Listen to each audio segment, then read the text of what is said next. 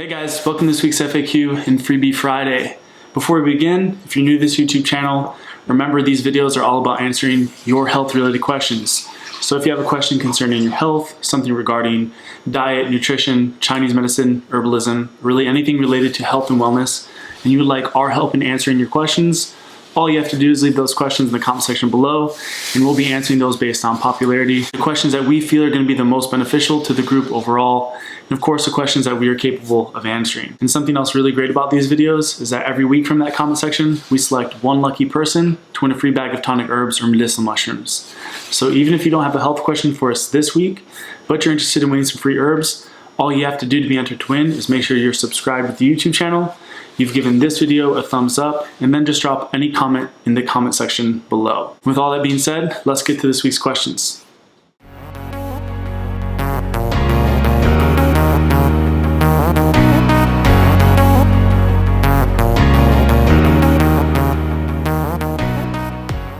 Alright, so taking a look at our first question, this question reads, can you make a video on counteracting or mitigating the effects of EMFs or electromagnetic fields? Okay, so this is something I think I've talked about before in the past. I can definitely make a video on it, a separate video where I can go into depth about the damaging effects of EMFs, which are really related to radiation. So electromagnetic fields put off radiation, and the basic thing that radiation does in terms of having a negative effect on the human body is that it can increase the rate of lipid peroxidation, which is basically where atoms or molecules are stolen from our cells, which make the cells less resilient. It damages their structure and their function, causing the cell to become damaged. And because our whole body is just made up of cells, if our cells become damaged, then so does our body.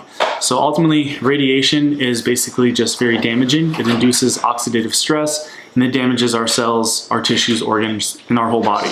So obviously we want to mitigate as much of our exposure to EMFs to avoid potential oxidative stress and cellular damage. And as I've mentioned before, the simplest way to do this, the most effective way to do this, is just to become aware of electromagnetic fields, their sources, and to avoid them altogether. And the major sources of electromagnetic fields or EMFs are going to come from obviously electronics. So there are tons of things in the modern environment and in people's homes, everything from computers to even our cell phones. And then of course there's radiation towers from satellites and all sorts of things in the modern environment that are putting off these electromagnetic fields. So it's kind of difficult to get away from them altogether, but something that's very useful and that I've mentioned before is the anti-EMF effects of trees. So if you live in an environment where you're surrounded by trees, you're going to be blocked from those EMFs, at least from, city areas or places where there's a greater abundance of those EMFs. So one thing I usually recommend for people is, even if you can't up and move into a forest or on a mountain, basically anywhere you're not getting cell service is usually a place where there's low EMF exposure.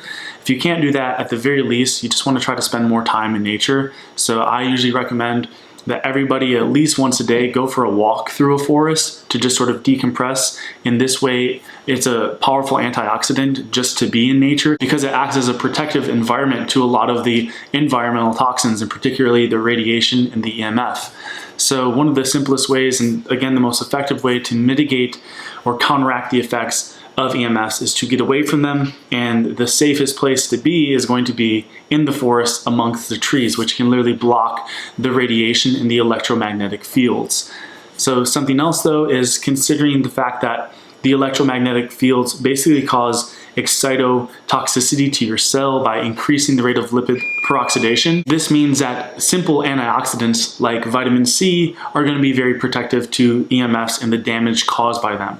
So increasing your intake of various antioxidants, again vitamin C being a very simple antioxidant that's very powerful that you can find in citrus fruits, fresh orange juice, consuming fresh citrus, and most fruits and vegetables contain vitamin C. So consuming organic ripe fruits and vegetables are a great way to get that vitamin C and protect your cells from the oxidative stress induced by radiation or EMFs. And keep in mind there are tons of other antioxidant substances. Herbs like chaga and reishi are both very high in antioxidants and can increase the production of superoxide dismutase and glutathione, which are master antioxidants. So consuming antioxidant rich herbs, particularly again chaga and reishi, would also be very helpful for mitigating any of the oxidative stress effects of EMFs. Something else that's really interesting, at least according to study, is that there are certain bacteria that are resilient, almost completely resilient to radiation exposure.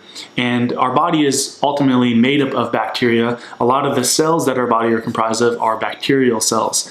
And according to the research, the bacterial cells that are the most resilient to radiation are the ones that produce the most carbon dioxide, which is not just a waste product of the metabolism or energy production, but is a protective substance in of itself. And this is just evidence of that. So I would suggest then taking a look at the health of your thyroid, because your thyroid is what governs the production of carbon dioxide.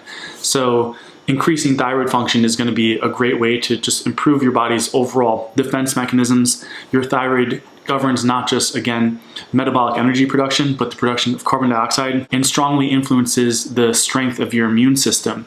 So in a broad range sense, increasing metabolic function, carbon dioxide production, and strengthening the immune system through improving thyroid function would be a great way to protect your body from all sorts of stressors, including radiation and EMF. So, following some sort of thyroid protocol that we talk about in pretty much all of our online courses is a great place to start to get a well-rounded, holistic approach to improving thyroid health and ultimately improving your body's immune system and your body's protective mechanisms to various stressors would be a really good idea. But on the short term, the two easiest things to implement right now in terms of protecting yourself from EMFs is to just get away from them.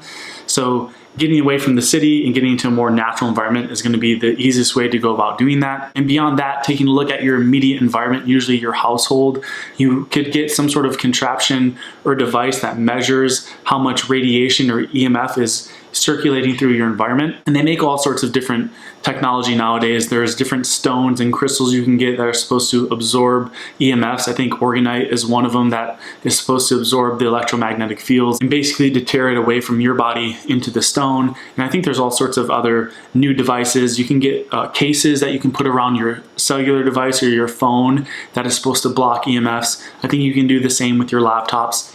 But keep in mind that most sources of EMFs are electronics. They are what emit the electronic radiation or the electromagnetic field that causes the damage. So in general, when it comes to your household, you're going to want to reduce as much use of electronics as possible, and try to take more of an Amish route as possible. You don't have to get rid of electronics altogether. I'm not saying live by candlelight, but the less time spent around electronics and the more you can rely on things that are using less Wi-Fi, less electronics, the less likely you are to be bombarding your house with these EMFs. So that's going to be something that's going to take a little bit more time. So I think to mitigate it, just try to get out in nature as much as possible. If you spend time inside on the computer, something that I do frequently is try to get outside as much as possible to balance out the time I spend indoors around electronics. And then other than that, just making sure you're eating a diet that's rich in antioxidants. I personally try to consume fresh squeezed orange juice every single day to get an abundance of vitamin C to protect my cells from all sorts of oxidative stressors. But again, you can use herbs like chaga or reishi, or just consume a wide variety of organic ripe fruits that digest well with you. All right, so moving along, taking a look at our next question. This question reads, what do you think about headstands and head massages for hair growth? All right, so my thoughts on using something like head massages or frequent handstands or going to a headstand as a therapy or remedy for hair loss or to promote hair growth is a bad idea. I think it would be something that's going to take a lot of time and probably yield not as great of results as you're looking for, because the basic thing that both a handstand or a headstand and a head massage are doing is just increasing circulation to the scalp. So it's anecdotal. It's something that's going to really only work when you're doing it and while you're doing it. And again, I think the amount of time you'd have to be giving yourself a head massage or going to a handstand is not going to be really worth the outcome or what you're yielding. So there could be some sort of superficial improvements in hair thickness or hair quality by doing that, but it really comes back to pragmatism. At the end of the day, are you going to have enough time to sit in a headstand for an hour a day or give yourself an hour-long head massage? And even after that, again, I don't think that you're really going to reap the benefits that you would want. There's going to be a lot of effort you'd have to put in to get any sort of results. And I think there are so many other things that are way more effective and more intelligent to do in regards to improving the growth of the hair. For example, when we talk about circulation, the reason that people have problems with circulation to their scalp isn't because they're not doing enough handstands or headstands or head massages, it's because their thyroid function is low. So it's the thyroid gland that actually dictates the health of the circulatory system and the quality of blood flow throughout the entire body in two primary ways. First, the thyroid gland is responsible for the production of carbon dioxide, which is actually the primary vasodilating substance in the body. So nitric oxide is a substance that people use to try to increase circulation, to dilate their blood vessels so that way blood can flow more freely and get that sort of pump. But the truth is, as I talked about in a video that I made a couple months ago, carbon dioxide is actually the primary substance for this, and nitric oxide really only turns on when carbon dioxide is low and can't perform its function. So the major way that the thyroid gland really promotes circulation is by producing enough carbon dioxide to dilate the blood vessels and to make sure that the blood is flowing freely.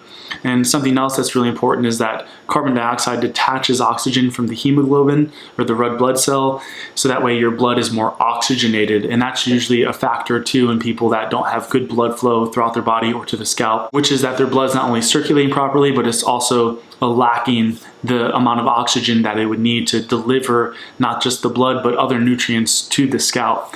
So I think if you're thinking about doing something like a head massage or a handstand, that you first and foremost take a look at the health of your thyroid, which is going to be dictating circulation overall. So this is something I've experienced in the past, and I also see a lot of people that, do a lot of things anecdotally to try to correct their chronic low body temperature. So people that tend to be really cold intolerant, they'll do a lot of different things throughout the day to try to temporarily increase circulation or increase their body temperature, whether that's going in a sauna a couple times a day, again, doing massages, headstands. Some people even try to counteract their cold intolerance by jumping into cold water or being in the cold, which will stimulate the production of adrenaline, which can increase the heart rate and can increase nitric oxide and cause a flush sort of feeling. But all of these things, again, are anecdotal, and they're not going to correct the underlying issue. It's very similar to using something like a cortisone cream to correct an inflammatory condition, like a steroid. It'll work on the short term because something like cortisone acts very similarly to that of thyroid and progesterone, but it's not correcting the underlying issue, which is usually low thyroid function. So if you have hair issues, the reason hair issues are such a common symptom of low thyroid function is because not only the hair follicle is a highly thyroid dependent mini organ, so your hair follicle needs the thyroid hormone to grow. The thyroid hormone regulates the hair follicle and the hair growth cycle, and it's also responsible for getting enough oxygen and glucose to the hair follicle so it can grow. But also because the thyroid dictates the circulatory system, usually when the thyroid's low, circulation is low, the blood becomes more stagnant, more sluggish, and this is going to result in basically every problem that contributes to hair issues. So my opinion on them is that you can do head massages and handstands. There's nothing wrong with them. I think in regards to head massages, some people can vigorously massage their head, maybe too intensely, to the point where they're increasing the production of nitric oxide, which will stimulate blood flow and make their head feel more warmed or more flushed. But over the long term, chronically stimulating the production of nitric oxide in the scalp can actually lead to inflammation and fibrosis. So if you're massaging your head, you want to make sure it's very gentle. You don't want to do it too intensely to the point where you're inducing nitric oxide production, which could be inflammatory. But something like a headstand or a handstand shouldn't be problematic. It's probably the safer way to go if you're just trying to get some blood flowing to your scalp on a short-term basis. But I think that if you correct the thyroid issue and the circulatory issue, you're going to find that headstands are pretty much irrelevant and arbitrary. So I think taking a look at the thyroid is going to be more important. And if you haven't checked out our Forever Healthy Hair course, definitely be sure to do that. You'll learn everything you need to know about managing hair loss naturally. So other than checking out that course, you could experiment with some handstands, head massages. I always recommend people to just try things out for themselves first and foremost to see if they work. I'm, partially speaking on my own personal experience. In my opinion, the amount of time that you put into a handstand or a head massage is probably not going to produce the results that you're looking for, especially compared to doing something as simple as like eating a diet that is supportive of good thyroid function, or taking herbs like ashwagandha to support good thyroid function. You're probably going to see more immediate results from these things because they're actually addressing the underlying issue, whereas doing a handstand is not correcting the issue. It's just temporarily increasing blood circulation, but you're not correcting the cause for poor blood circulation to the scalp. All right, guys, that brings this week's FAQ and Freebie Friday to a close. Remember, if you're interested in winning some free herbs, all you have to do to be entered to win is give this video a thumbs up, subscribe to the YouTube channel if you haven't yet already, and then just drop a comment or question in the comment section below. Otherwise, for learning more beyond this YouTube channel, or for checking out any of the courses or herbs I may have referenced in this video, you can find links to our blog, online tonic herb shop, and online wellness academy, all in the description box below.